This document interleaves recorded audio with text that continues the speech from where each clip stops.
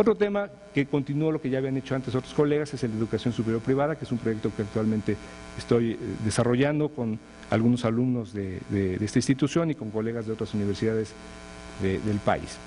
Y otro conjunto de temas importantes que han comenzado a desarrollarse en el DIE son los de movilidad académica, los de los organismos internacionales que tienen que ver con política pública, con política en educación superior y con financiamiento también, y estudios comparados en políticas de educación superior, que son temas que nos ha traído Alma Maldonado, que a lo mejor ustedes no lo saben, pero es mucho más joven que nosotros y tiene también mucho menos tiempo que nosotros aquí en el DIE, de tal manera que ella no participó en todas estas otras décadas de las que ya hablé, sino ella se ha incorporado recientemente con estas líneas y estamos comenzando ya a conocer los resultados de sus trabajos.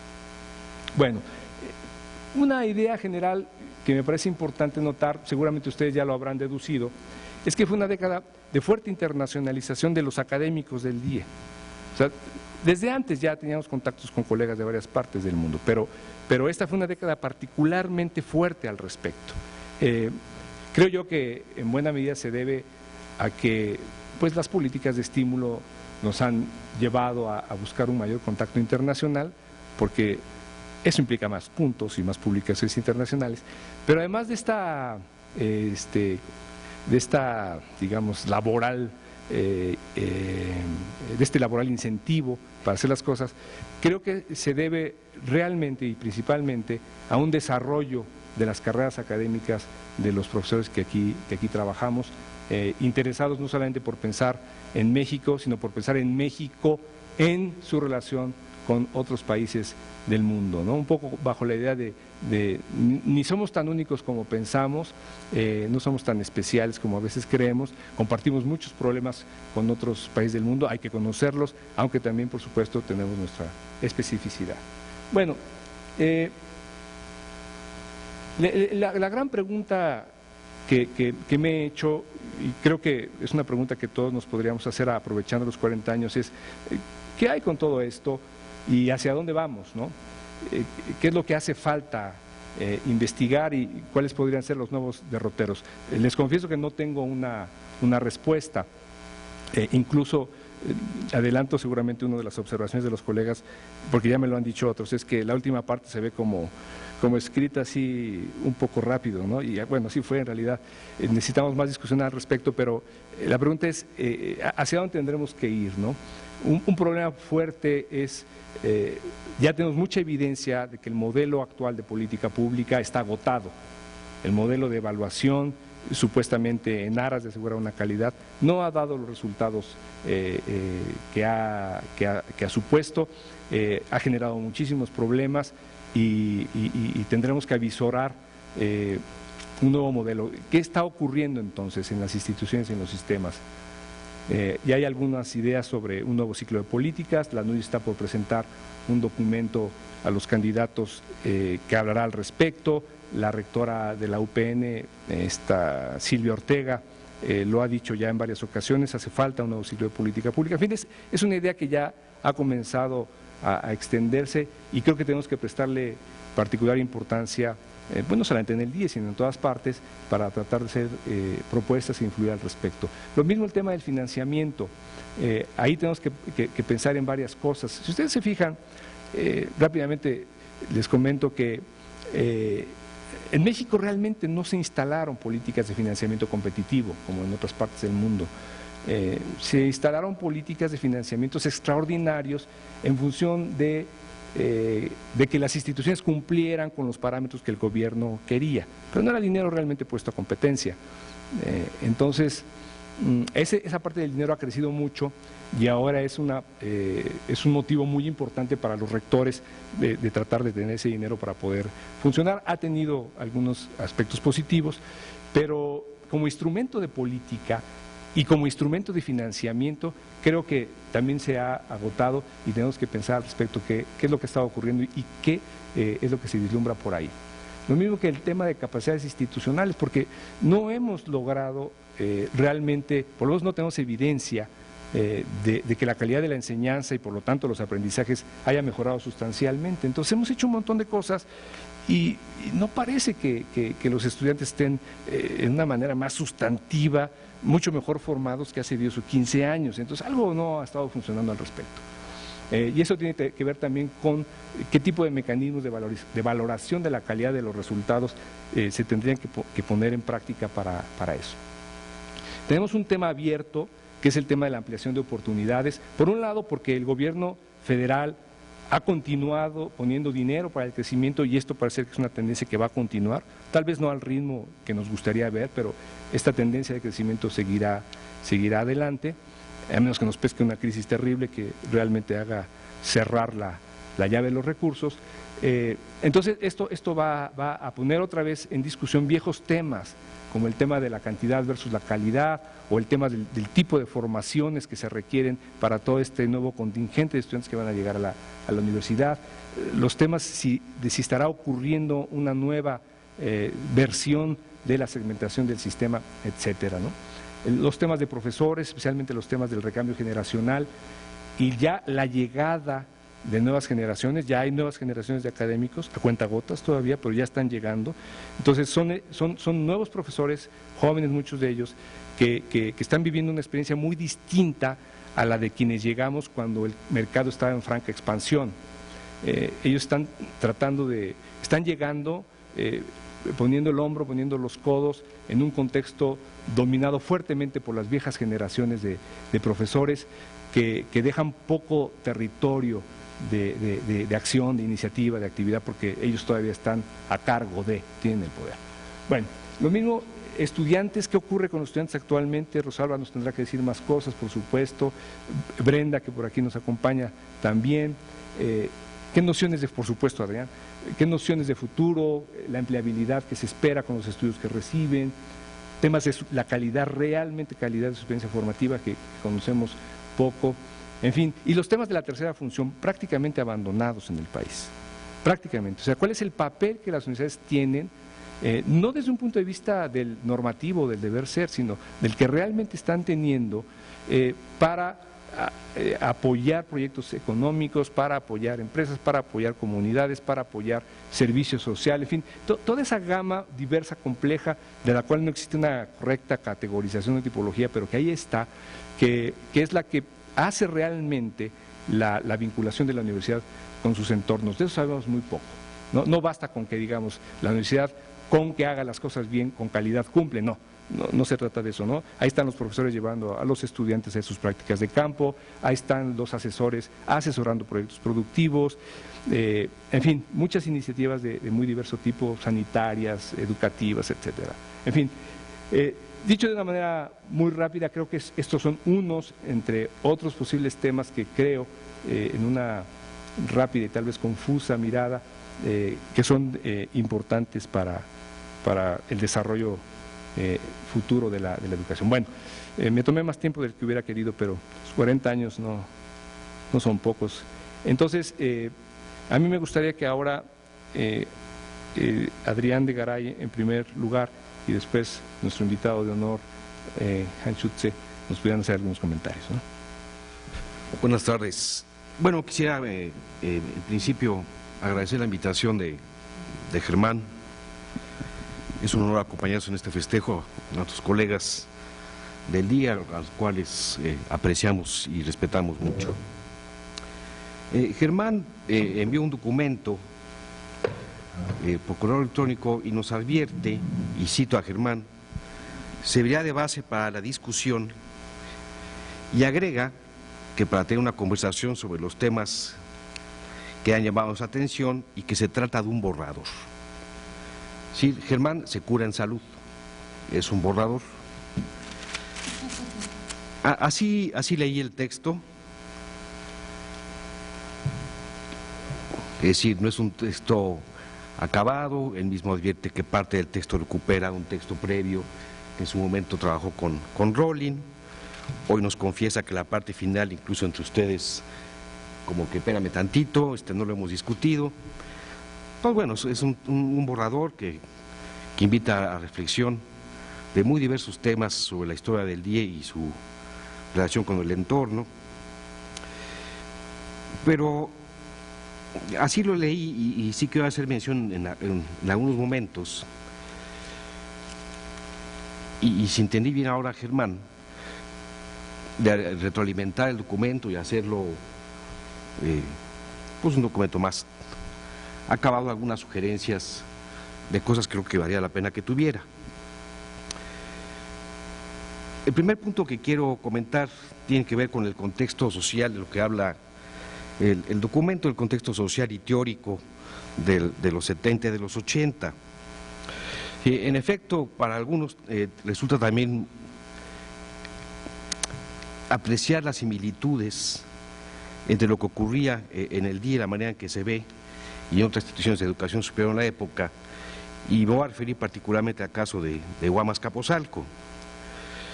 Si bien nuestro grupo de investigación se fundó hasta 1989, ¿no? Creo que pensando en nuestro grupo de 89 y visto para atrás, el grupo está conformado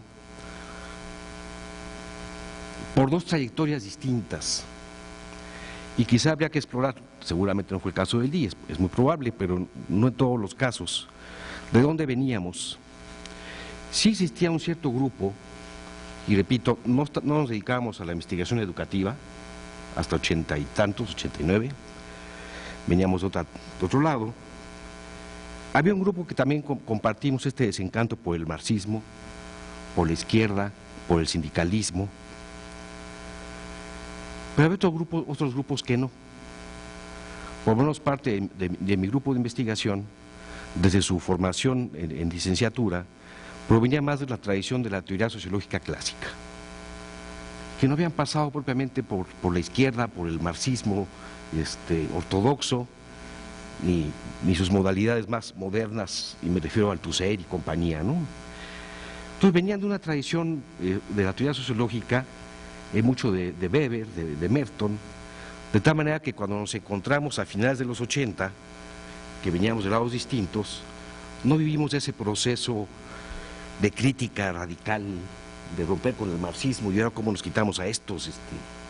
Ya lo habíamos cada quien vivido por su lado, unos lo habíamos vivido y otros ni siquiera lo pasaron, porque tuvieron otra trayectoria. En ese mismo apartado dice el texto de Germán, y cito: muchos creyeron que la universidad se debía a la revolución y que para lograrlo era necesario controlar el gobierno universitario. Y lo ha vuelto a comentar ahorita en su exposición. En general yo coincido, pero también había otras corrientes más radicales, entre las cuales yo me ubico. Si yo provenía de una secta, es porque era secta, más a la izquierda del PC,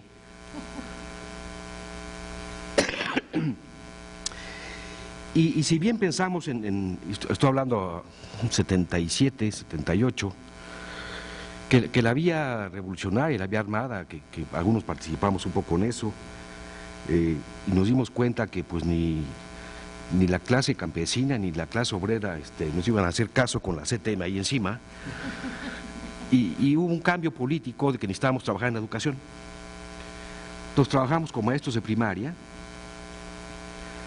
algunos ahora importantes diputados del PRD, y trabajamos en la universidad, pero teníamos una posición crítica del gobierno universitario. Lo voy a ridiculizar, eso es burgués, no queremos tomar el gobierno universitario, por lo menos a finales de los 70 y primeros de los 80. Entonces éramos muy críticos del gobierno, y particularmente en el caso de la UAM, que era una universidad muy democrática, pues también nos parecía burgués. Entonces criticábamos al rector, a los jefes, a los directores, y trabajamos mucho en el sindicato, desde la fundación, en el caso del CITUAM, de manera importante. Algunos participamos incluso en sus distintas esferas de dirigencia sindical, y también trabajamos en la formación de cuadros políticos, con estudiantes, con profesores. Ya estábamos en el PC, ya no estábamos en la secta, luego el PMS y luego el PSUM, y había que formar cuadros. Sí, creo que son historias que algunos hemos pasado, que si bien puede no ser el caso del DIE, quizá habrá que contextualizar como que no es la única vía de cómo vivimos la izquierda y la teoría marxista y sus cambios, ¿no?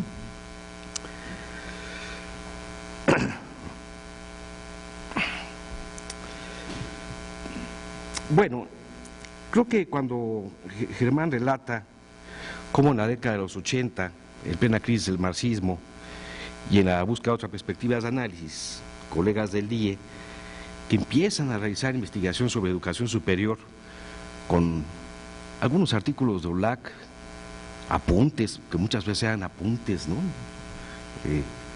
El trabajo, por supuesto, de María Ibarrola y Buenfil, los propios trabajos de Rollin, creo que fueron definitivos y fundacionales en muchos espacios institucionales. Y eso también, de lo cual voy a hablar en un momento, fue muy influyente en el caso de Guamas Capozalco. Por supuesto, el acercamiento con Brunner, con Tedesco, con Rama, pues también va a ser una influencia importante, yo creo que no solamente en el caso del DIE, sino en otras instituciones y otros centros de investigación de la época, ¿no? Es decir, en el caso particular de Guamas Capozalco, es un proceso muy similar al acercamiento a las obras de ellos, a la influencia de OLAC y del propio Rollin, ¿no? Menciona y dice Germán que en la construcción de los pilares nos permitieron crecer y ser lo que somos. Pero algo que apenas ahora lo dice Germán, dice en los 80 el presupuesto se vino abajo. Pero lo que no dice Germán es que ese presupuesto también nos afectó al bolsillo. Sí, la depreciación de los salarios universitarios en la década de los 80 fue feroz. Y muchos veíamos, que ya tenemos rato en esto, nos podremos acordar, cómo colegas se iban de la universidad. O renunciaban y se dedicaban a otra cosa, se iban de asesores o de subsecretarios o secretarios, o cambiaban de giro.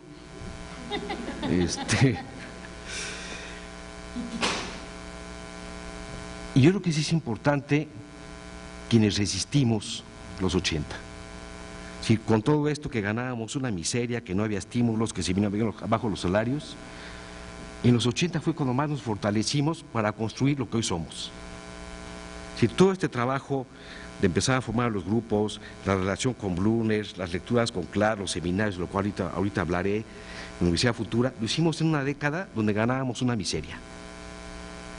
Que me parece muy paradójico, ¿no? Es decir, que estábamos sin dinero, los colegas se iban o trabajaban de doble tiempo en otras instituciones, aguantábamos y leíamos y estudiábamos y estábamos, ¿no? Creo que nuestras carreras académicas las adoptamos como una forma de vida en esa década. Digo, para los que ya tenemos cierta edad, ¿verdad? No como Almita, que está bien chiquita.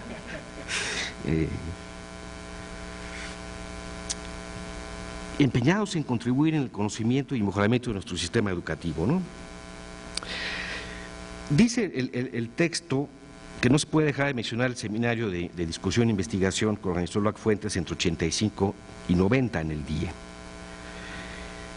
donde también acudían profesores de otras instituciones.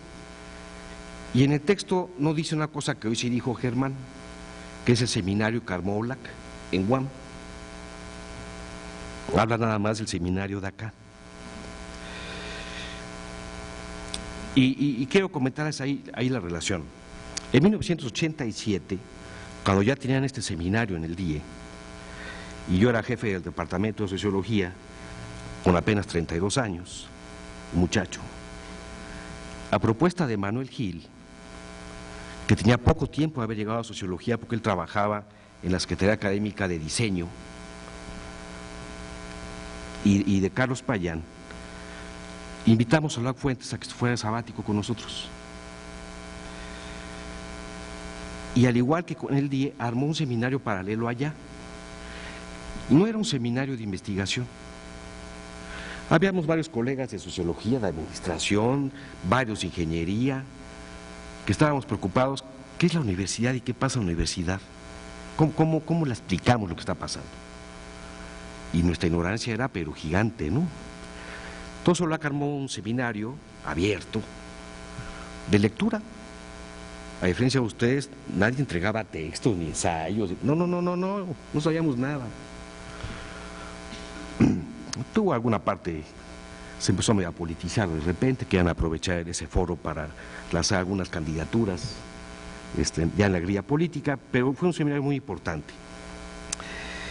De ese seminario surgió nuestra área de investigación, justamente de ese seminario, y debemos reconocer que la visión y el liderazgo de OLAC Fuentes, que estaba en sabático por haber estado en el DIE, y que en breve nos trajimos nos llevamos a Miguel Casillas, que había estudiado la maestría y había estado en el propio seminario aquí en el DIE, ¿no? Yo creo que seguramente influidos por el mismo OLAC y quizá en un ánimo visionario, creo yo, de abrir con más énfasis campos de investigación que yo aprecio relativamente distintos a los que se perfilaban en el DIE en aquella época, mi área decidió dedicarse de lleno, todos juntitos, ya lo comentó Germán, al conocimiento de académicos. Y esta área de investigación, que éramos más que los que son en el DIE, nos dedicamos cerca de 10 años, todos, a trabajar académicos.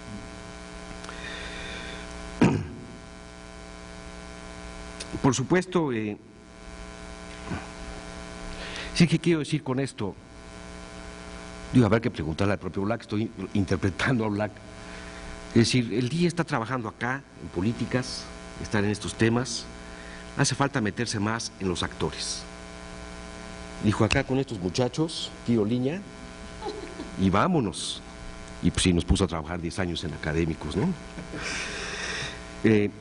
Ya hizo referencia al importante papel de Universidad Futura en el contexto nacional, revista que también surgió a iniciativa de OLAC, de Carlos Payán, de Manuel Gil, y la contribución del DIE con Rolling, que en algún momento fue el editor, y colegas de propio DIE también fue importante para sostener, si no entre nosotros, a conseguir documentos, a hacer traducciones, a conseguir colegas que mandaran trabajos, ¿no? Pero hay un tema en relación a publicaciones que quiero comentar. No tendría por qué ponerlo, ni mucho menos Germán, en el texto, pero y me quiero referir a la revista sociológica. Esta revista del Departamento de Sociología de la UAM Azcapotzalco, esta revista la formó Romualdo López Zárate, aquí presente el colega, cuando era jefe de departamento y yo era coordinador de la carrera, en 1986. Y la idea de la revista, que empezaban a formarse grupos de investigación y algunos ya tenían rato, la idea de Romualdo inicial fue que los números sean temáticos y que cada grupo de investigación se haga cargo de un número. Éramos tantos grupos, te va a tocar como cada 3 años dar la vuelta.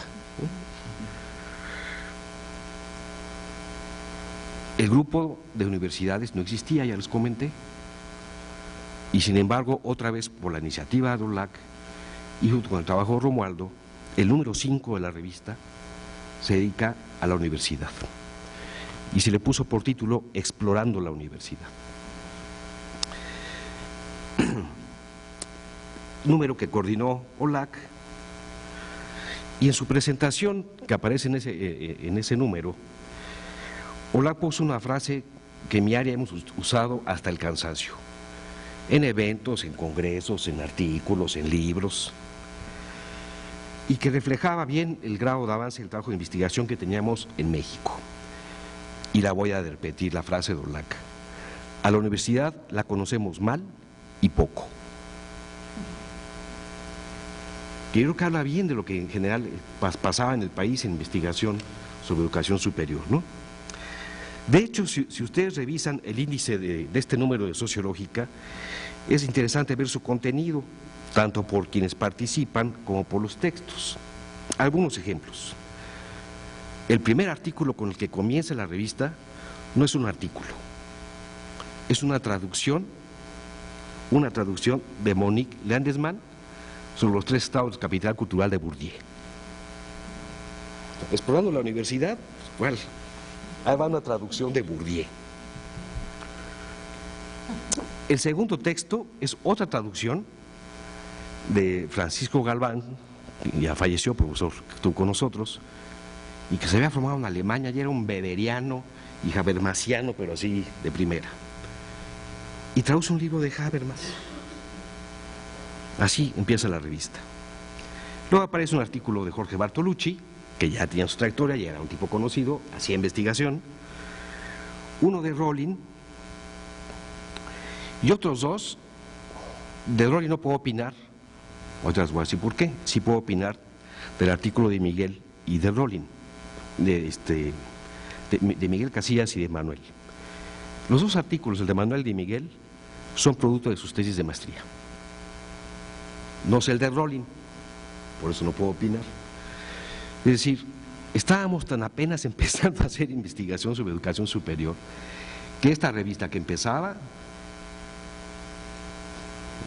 mediados de los 80, casi finales de los 80, era un artículo de Miguel, que ya lo habíamos traído del DIE, un artículo de Rolling, que estaba en el DIE, Manuel, que había estado en el seminario acá con ustedes. Y aparece una reseña de Germán sobre un libro de Brunner, ¿no? Es decir, el DIE estuvo presente también en el momento fundacional de esa revista, cuando en su número 5 se armó un número sobre explorando la universidad. Yo diría, en términos de lo que es mi grupo y tratando de ver lo que ustedes hacían en los 80, el único que realmente conocía y hacía investigación sobre educación superior era Romualdo. ¿Qué? Romualdo ya era un investigador conocido sobre sus trabajos de financiamiento de la educación superior. Ya era Romualdo un referente.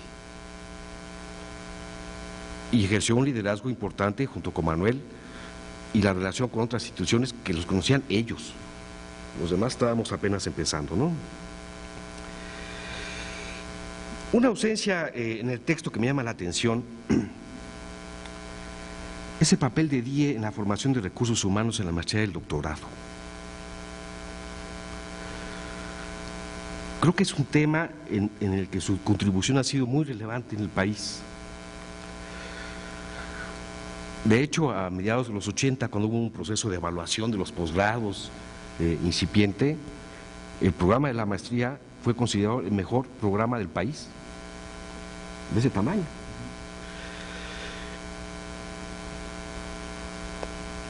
Muchos de nuestros alumnos, exalumnos de licenciatura, algunos por aquí andan, ya los he visto,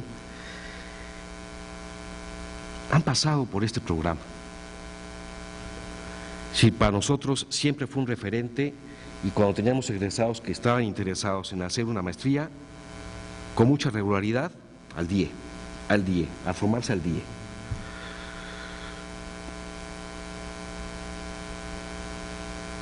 De hecho, uno de nuestros colegas, Mario González Rubí, se formó con ustedes acá, ¿no? Es curioso que quizás se deba a que en su caso como académicos, y alguna pista dio Germán, es que ustedes son investigadores, es un centro de investigación, ¿no? Por la propia estructura, mientras que en nosotros, y corrijo a Germán, siempre tenemos que dar clase. ¿Eso dije? No, a veces algo así. No, bueno, hay algunos también. que se... No, aquí no hay algunos. No, no ustedes, sino en las universidades que dan licenciatura hay unos que escapan. Eso sí, en la UAM no. En la UAM ahí no te escapas, ahí eres profesor e investigador, ahí no te escapas. Y nuestro grupo de investigación no puede hablar de su propia historia como grupo de investigación si no hablamos de nuestra relación con la licenciatura, la especialización, la maestría y el doctorado. No podemos. Entonces, sí me llama la atención que en un texto como este, la formación de recursos humanos aparece muy desdibujada, ¿no? Yo creo que sí vale la pena que recuperen esta parte de la historia documentada. ¿A quiénes han formado? Y Germán lo decía, ¿no? ¿Dónde están? ¿Qué hacen nuestros egresados? Ahora estamos formando una red, ¿no?, nacional nuestros posgrados, ¿no? Entonces creo que es un momento también para reflexionar sobre ello. Una ausencia curiosa.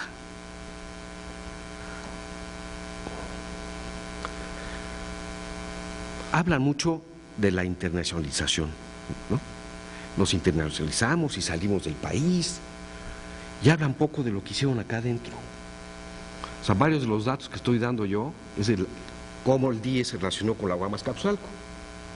Que sí, Germán dice algo, pero yo me pregunto, ¿y el DIE y la NUYES? ¿Y el DIE y el COMIE? ¿Y el DIE y el CESU? Nada.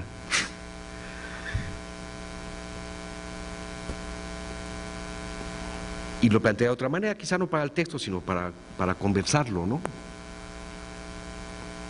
¿En qué medida colegas de otras instituciones, por supuesto no solamente la UAM Azcapotzalco, sino muchos colegas, la UDG, en fin, ¿no?, han retroalimentado al DIE para cambiar sus proyectos, ver por dónde van sus proyectos? ¿Se lo han planteado?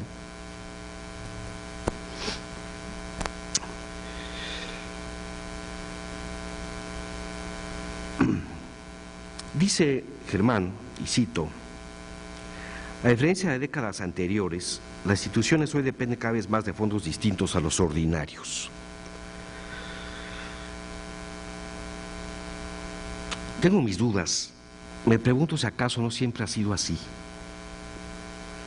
Por lo menos en un aspecto que quiero referirme. Y a lo mejor va a ser muy casero, ¿no? Y estoy comparando así casa contra casa, ¿no?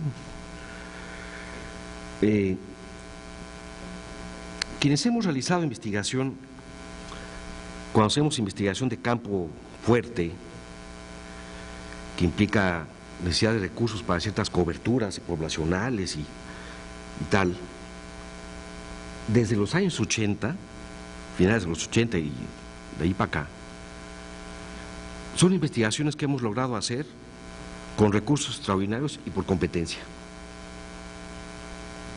Si para nosotros no ha sido nuevo que para hacer las investigaciones sobre académicos, sobre estudiantes, sobre gobernabilidad, desde los principios, desde los 80, desde el proyecto de académicos a nivel nacional, tuvimos que acudir a la búsqueda de financiamiento externo, siempre.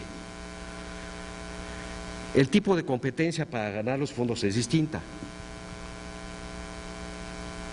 pero yo diría, si no fuera por los recursos externos, con cierta competencia al principio, quizá no mucha, pero ya desde los 90 compitiendo por proyectos en CONACYT y con la SEP y tal, no hubiéramos logrado, creo yo, buena parte de nuestro trabajo de investigación. Ahí Germán como que lo pone como que es una novedad. Yo lo matizaría. Por lo menos la experiencia nuestra es que no. Y por lo que el mismo texto plantea y comenta Germán, pues buena parte de sus investigaciones desde el principio han tenido que recurrir a financiamientos externos y con la Fundación FORI. Sí, pues se refiere más a fondos en general, no para investigación, sino para el funcionamiento de las universidades en conjunto. Ok. Pero bueno.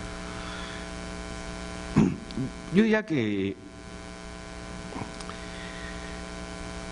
dada la escasez de recursos y el tipo de proyectos que a veces nos estamos ya planteando, creo que es imprescindible fortalecer lazos de colaboración y cooperación en proyectos conjuntos de que nos dedicamos a la educación superior. Por ejemplo, a mí me llamó la atención por el propio texto y que expuso ahora Germán, los distintos proyectos en curso, algunos de los cuales yo por lo menos no estaba enterado. Sí, como que nos hace falta platicar más en qué estamos, qué proyectos tenemos para armar proyectos conjuntos. Sé que Alma trabaja ahora, pero también con nosotros, pero no solamente me refiero al DIE y a UAM Azcapotzalco, sino en general relación con colegas de otras instituciones para hacer proyectos de otro tamaño. Porque lo que muchas veces nos ocurre es que ante la falta de recursos hacemos investigaciones bien chiquitas, ¿no? El estudio de caso de los académicos, de la facultad, de filosofía, de la autónoma, de quién sabe cuánto.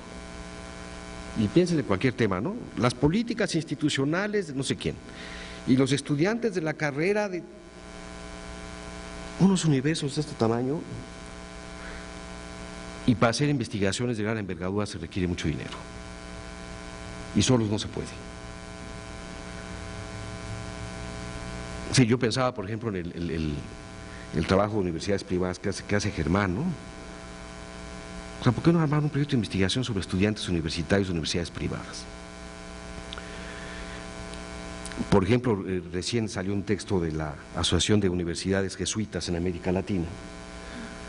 Presentaron un documento, me invitaron a comentar el texto. Pues hicieron una investigación en 12 países, los jesuitas, ¿no? Digo, ¿no podemos hacer algo así nosotros, en instituciones públicas? Tenemos que asociarnos, ¿no? Bueno, creo que hay una serie de reflexiones que plantea el texto al final. También las percibí como borrador, más que borrador. Dije, no voy a meter en ese terreno.